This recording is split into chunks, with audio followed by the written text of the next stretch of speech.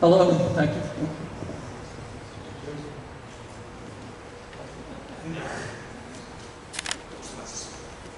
So there's been a couple of people who have made comments about water quality and the Peters Creek and Maidencreek Dam. The township has already reached out.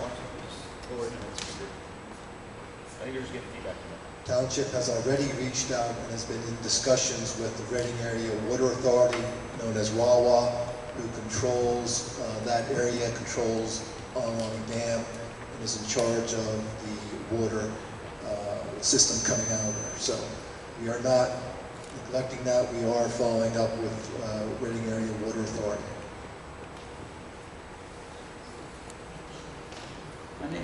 My name is Donald Weitzel, 384 Crystal Ridge Road. My main concern is the need for another warehouse in the area. A lot of the warehouses that are built are not full of capacity with the clients. And I'm worried about the inconvenience the residents in this area have experienced for many years now due to 2 roundabouts being built, the widening of the road. 2 more roundabouts are supposed to go in between Schaefer Road and Kutztown Auto, and even beyond that, more roundabouts are going in. So we're going to be disrupted for years on end until all this is done. And they talked about sound. He said it's within the decibel. Well, what is the decibel level that the township or the code has? Do you know? We do have our noise expert here. Scott's behind me. You want to come up here, Scott? Sit next to me to the right here. Introduce yourself and just talk about sound for a little bit. My name is Scott Hulting from Metropolitan Acoustics. So the noise ordinance here is actually a pretty good noise ordinance in the sense that they have limits for the loudest you can be during the daytime and during nighttime. So there's hard limits of 60 during the day and 55 at night. In addition to that, they have requirements that are relative to how loud it is today. So those 2 requirements are what defines the noise ordinance. So our sound study, actually, we have sound level meters throughout the neighborhoods, and we measured how loud it is today. The noise ordinance allows you to be a certain amount of level above how loud it is today. And if you are within that requirement, then you end up meeting the noise ordinance requirements. So there is no specific number for every single residential location. What we had done is we had studied all of the different neighborhoods, and based upon how loud it is today, dictates how loud the trucking facility can be. Where do you put your testing instruments to get these readings? Our testing instruments were installed on utility lighting poles right in the residential communities, you know, right in front of somebody's front lawn to best capture how loud the sound was at the residential properties. Really? And then the only other question I had was air quality. I know I worked on tractor trailers. I worked for Penske at one time. And in the wintertime, the trucks run all the time. They don't shut them off, but that might change since fuel is so high today, the cost of fuel. And then if they have reefer trucks, like the other gentleman said, they run all the time. So you got the trucks running, you got the reefers running, and you have to take that into consideration. Thank you very much. No, thank you for commenting. A lot of those get plugged in now, and then there's also a state, well, they don't run with the actual component on top. They are actually charged by direct electrical. But the other thing I was going to say is the state has a statute, it's called an anti-idling statute, that all trucking facilities are required to comply with. That actually came out of really the south central portion of Pennsylvania, where there was a lot more trucking many years ago. So there are regulations that only permit you to idle for a certain period of time, so your diesel isn't continually polluting the air.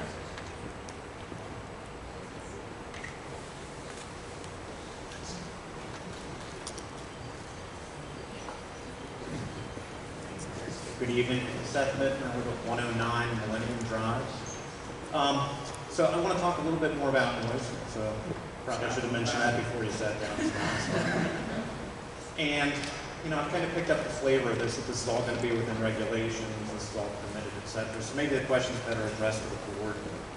I don't know who needs to answer it. Scott, you're real specific for, you know, 60 decibels during the day, 55 at night, et cetera. But I didn't hear any hard figures for what's the permissible increase in noise for a project like this, and what your baseline noise was in average through the neighborhood. Yeah. One on the side. Reaches. So lucky for me, I have actually all the numbers in front of us. So during our testing, we had indicated 6 specific locations on where to put our sound level meters to understand the various ambient sound conditions at the spots closest to the facility. Spots closest to the facility are really going to be the ones that will receive the most sound from the facility. So that being said, once you get close to 222, it gets significantly louder because of truck traffic. So we had our sound level meters actually set up for 3 days, 3 nights to attempt to capture how loud it is during the day, how loud it is during the night. And so like I had previously mentioned, the requirements are actually not identical in each location. The requirements for the very few residents that are right on 222 have a much less stringent requirement because of the traffic being louder on 222 in comparison to some of these other residential developments that are farther off 222.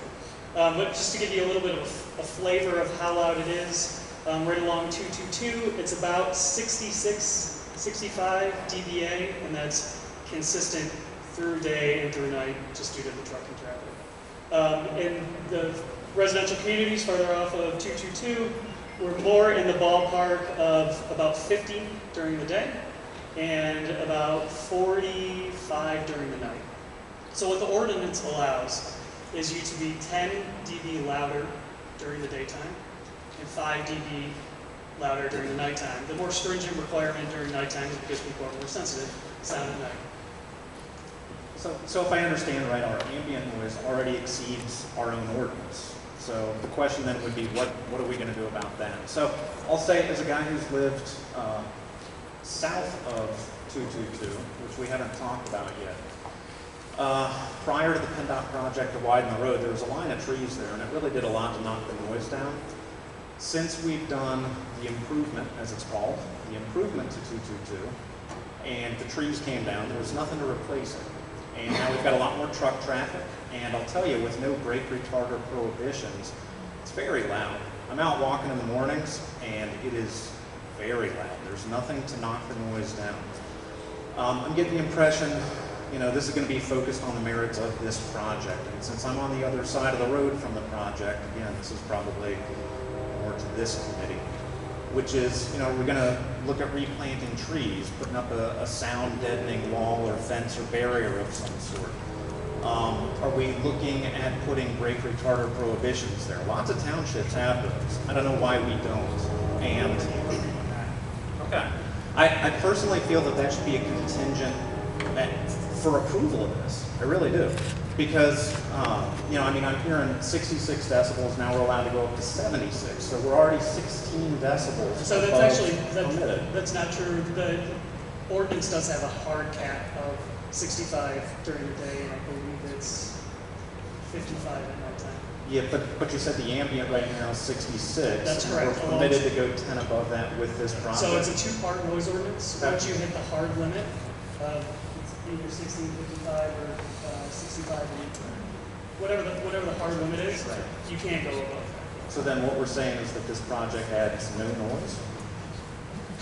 What we're saying is that the project is within compliance of the noise ordinance. Right. So again, I understand, and guys, I'm not trying to put you in a tough situation. I know that what you're doing is complying with the regulations. I can appreciate that. I can appreciate the regulatory nuance. I can understand, you know, maybe this is outside of the scope of this meeting. So again, I'll turn this way. And if what we're looking at is, it's like we're already above what's permissible, what are we doing about that? Why are we allowing more noise, more traffic, without a compensatory offsetting measure. So just one point of reference where you said, as part of the conditional use, we can recommend conditions to board of supervisors. They take care of that, they're here. Right? Okay. We and the supervisors cannot apply conditions off-site. Okay. So they have to be part of the physical property in the project or within a certain distance of property. But they can't be down the street or 3 neighborhoods away or anything like that. So just as part of this application, it can't be considered. But on a larger township level, I completely understand where you've lost that barrier. Yeah, so she had said, you know, what's the impact on the residents? And I'll just tell you as a resident, that's the impact. It's very loud. It sounds like a helicopter. It sounds like, it's ridiculous in the mornings when I'm walking. Jake brakes going off, it is loud. Acceleration, crazy. So if we can't place external contingencies on this project, we can at least recognize, regardless of what's being said, I think everybody in here believes this will cause an increase in noise. I think that's pretty well understood. What are we going to do to offset that? That's my comment. I'm just want to jump in really quick on light of that. I know it's not exactly what we're talking about this evening, but the Board of Supervisors actually just talked about this at their previous meeting, and it was in response to a public comment that Mr. Pannington, who spoke earlier, made. And one of the things that they wanted us to begin working on with the engineer is seeing, would a brake retarder prohibition be permissible, and also at some point in the near future to look at this traffic issue, because since the project with 222 has been completed, the regular noise level has increased, and that was something that this noise study showed. So it's not something that we're not looking at, it's just something that we're working to catch back up to, and we will be doing more in the near future, and that's something I think the board was looking for us to do as well. So I appreciate that comment.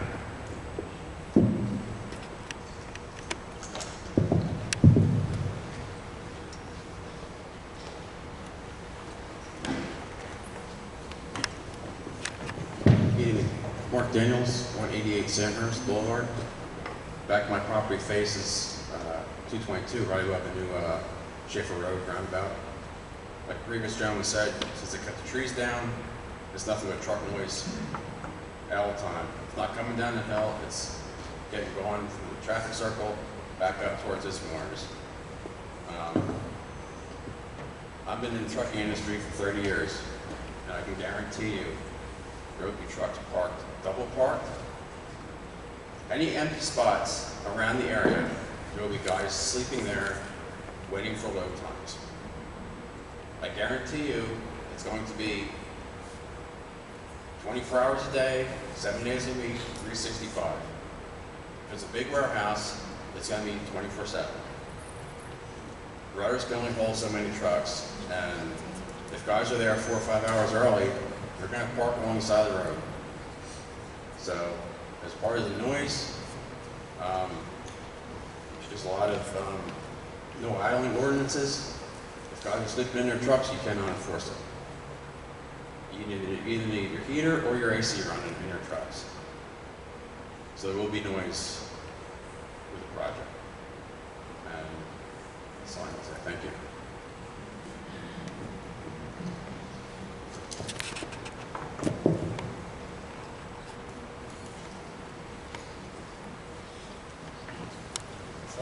He just signed in.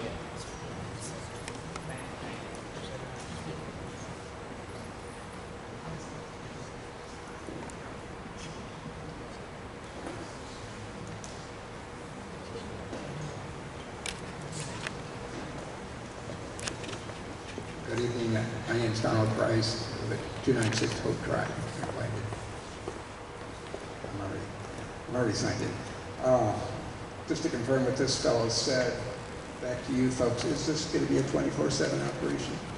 Or is the hours limited? We don't have a tenant right now, but we'll operate in accordance with whatever the township permits. Township have any response to that? What the hours of operation are? So they desire 24/7. Okay, kind of following up with my next comment was, would this trucks be restricted to the U.S. and Pennsylvania highways? i.e. they wouldn't be on Schaefer, Park Road, Genesis. He's talking, so it felt like they could be parking all over the place. Is there a policy that can be set with that? No, obviously we can't control once the trucks leave the site where they go. Having said that, with respect to parking, there isn't parking permitted, but there's also significant storage capacity for trucks to be on the site with the drive aisles. And Cornelius, if you can put the plan back up, please. One of the comments that we had was when the entrance was originally designed, they wanted to make sure there was enough capacity to come in. We also analyzed that you can put several trucks along the spine road. Oh, is it? So it's circulating? Sorry. That's all right. It's fine. If you recall, when you see the plan come back, it will demonstrate that there's a considerable amount of stacking capacity up the drive aisle that circulates around to the rear. Stacking being parking. Parking on the site as opposed to off the site. The comment was parking on the road. Right. We're talking about internal stacking. If that's an issue, obviously it's based on how the site's regulated. But if you look to the right-hand side, which would be to the east, you see a long drive aisle. So that would eliminate the possibility of, and I don't have a pointer. Right, it comes all the way around and then back into the parking area. So there's a very large amount to take the trucks off of 222. So they will not be parking on 222 to use this facility. Okay. There's maybe an extreme example, but people coming up from northbound on 222 and pulling off there and getting onto Park Road, taking by the mushroom plant and coming up Schaefer that way, whether their GPS might schedule them, okay, bypass the light of Genesis, there's a backup there, try to do an end around through the local roads. Do you folks have any control? No, that would be a township thing. The township would designate what roads are truck permitted and not truck permitted. Yeah. And parking. As well. Yeah. I know the bridge at Willow Creek just got rebuilt here a year or two ago. I don't see a weight limit sign on that. Is anyone aware of what the capacity is of that bridge? Probably under. The original is not posted. It's probably under. There is no weight limit. It was built to PennDOT's standard for current truck. I see. Okay. That's encouraging. Not what I wanted to hear. I don't know if this is a proper question now, but the dimensions of the building, how many stories? And what percentage of the 900,000 square feet is actually the building? And what's parking? So the height of the building is 60 feet. In terms of the dimensions, I do not have them. All we have is the total building square footage, which is 930,000 square feet. Well, the building itself is 930. Correct. So the paved area is going to be how much more? So that's all covered land, non-permeable, Correct, yeah. Any idea what the paved area, how much extra that is?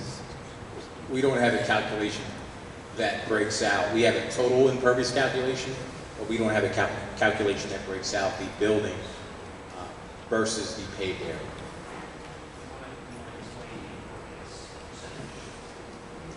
Sure. As I mentioned previously, the ordinance requirement for the maximum amount of impervious surface is 65%, and the plan is proposing 61%. That 61% includes the building and the adjacent parking areas and the adjacent drive aisles as well. The building is the area in beige, and the gray areas corresponds to the pavement and the access drives. Roughly 60% of 900K, so you're talking 500,000. Thank you. I think that'll do it for now. Thank you for your time, gentlemen.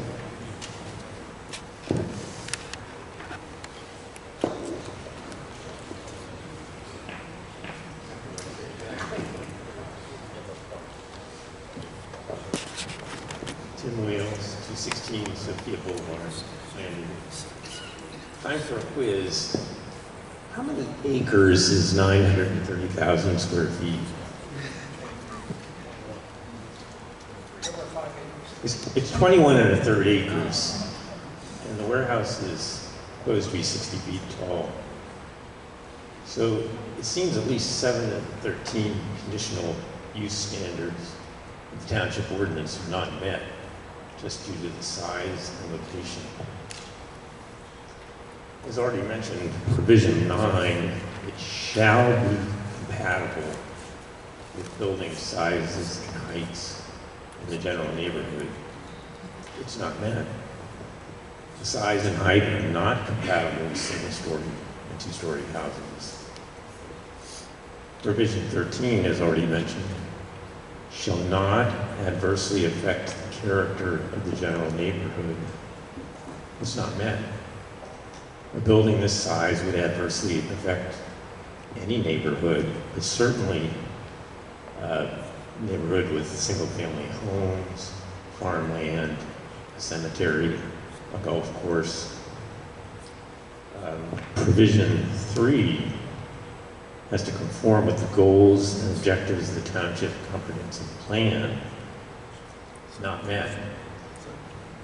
The plan calls for Route 222 mainly to serve through traffic. So putting a truck hub on 222 is not meeting the spirit of the plan. Provision 6, services are or shall be made available to service the proposed use. So I understand NFPA 13 exists, but fires still can happen. Picture a fire in a 21.3 acre building. Picture the scale of a mass shooting that could happen in a building that size. The township does not have, nor should it have, that much fire capability, that much EMS capability, that much police capability.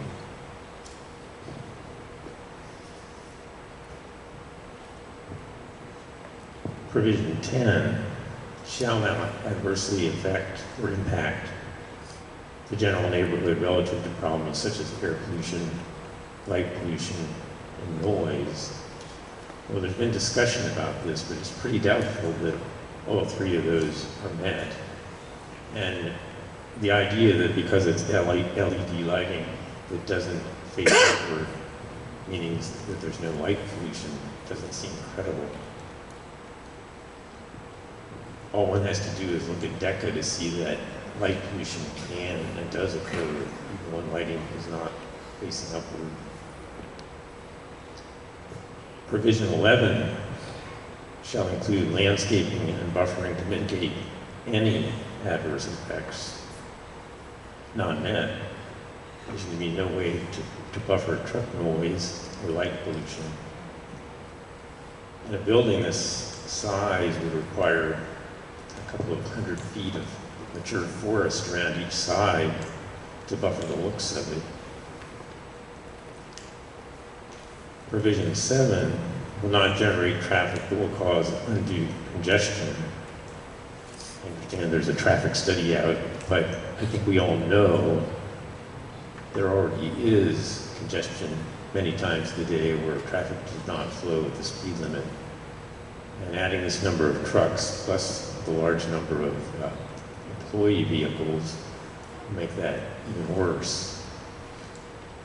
So with any of the conditional use standards not met, the proposed use shall be denied per the ordinance. And many of them are not met. I would suggest at least 7 are not met.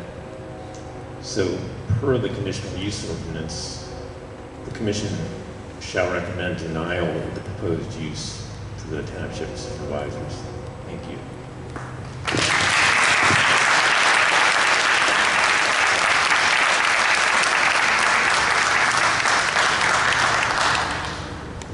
Thank your permission. One extension, I didn't comment, just to see how many households to be impacted. The quarter mile from the Schaefer roundabout, there's just some pieces of what I call the Schaefer development, a couple roads. But when you go to a half mile, then you're including the most of Maidencreek Estates, Heights, and of course the Schaefer development. And I blew up and counted manually from the Berks County deeds map, roughly 500 homes. And if you cross over Willow Creek, then you've got Walnut Tree Drive, you've got Pine Ridge or whatever it's called just below that on Schaefer Road. There's a lot more. This is the most densely populated area of the township, and they're putting this large truck warehouse, and it just doesn't make any sense. Yeah. Thank you.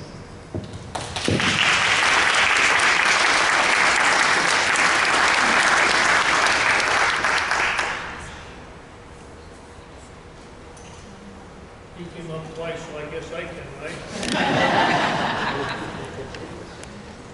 I have my hearing aids in tonight, so I probably will need this. My question to the board is... Okay, now I'll whisper. My question to the board is going to be simple. There's been some comments made at different meetings and stuff. I believe you made a comment about quality of our grandchildren and what you lived, that you've been here all your life. Okay? This is something I think everyone wants to see, to continue the agricultural aspect of things. But my question is, okay, suspension of your firematics, in other words, suppression, okay? They're talking about tank, not tank, well, that's fine.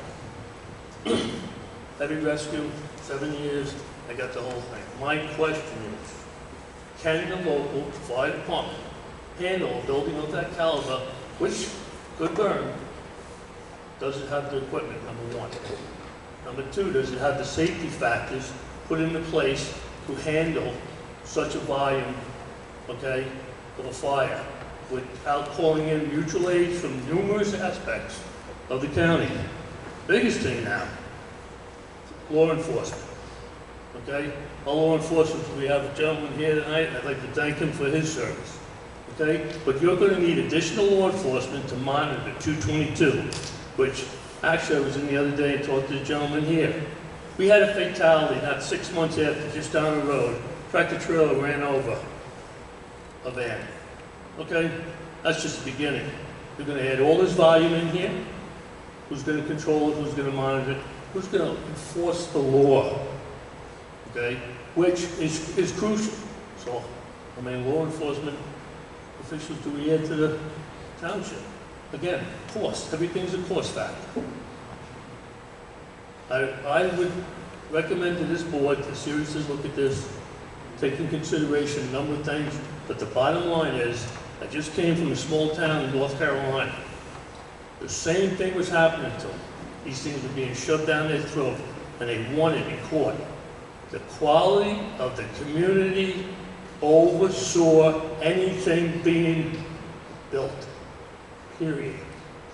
Case closed. Thank you. No.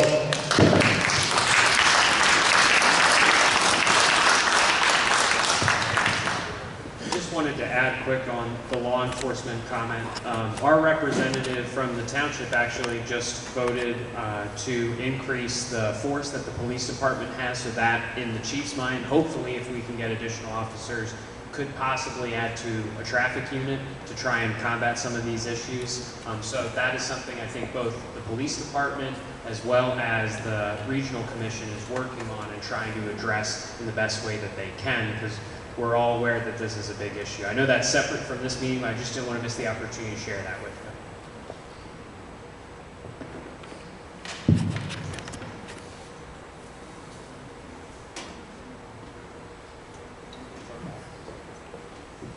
Are there any other? Yep. If you would like to make a public comment, could you just raise your hand before she starts speaking? Because we may take a recess, and then the planning commission may ask some questions at that point. Okay. Mary Dimmick, 196 Longleaf Drive. This is more directed to you guys. You're here to represent us. And one of the ordinances, and the gentleman back there addressed a lot of them very well, is to establish a location for certain non-residential uses which require access to high-volume roadways, which we have, and which, by their scale, the nature, are likely to attract customers and clients from outside the township in addition to township residents. They're not attracting customers and clients, and they're not attracting us to their business. They're not even supplying jobs, really, because, as he said, it's motorized. So there's another requirement of the ordinances that's not being met. To protect the health, safety, welfare, and morals of the community. Wow, tonight is not a night to discuss the traffic. There you go, safety. It is something for you to consider. I live on the roundabout, off the roundabout at CVS, and moves the traffic beautifully, which is what PennDOT wanted. It wasn't about us. It wasn't about our safety. Because every time you, as a resident, cross that roundabout, you take your life into your hands, because those 2 lanes on 222, half the time do not yield, half the time are not doing the speed limit. So while tonight is not about the traffic, guys, it is about our safety. And I'm asking you, because these are ordinances that were put in to protect us, to consider it a reason why to shut them down. Thank you.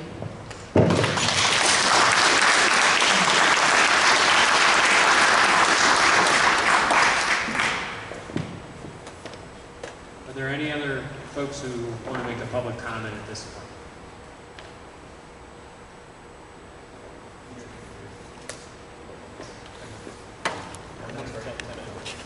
You want to just recess the meeting?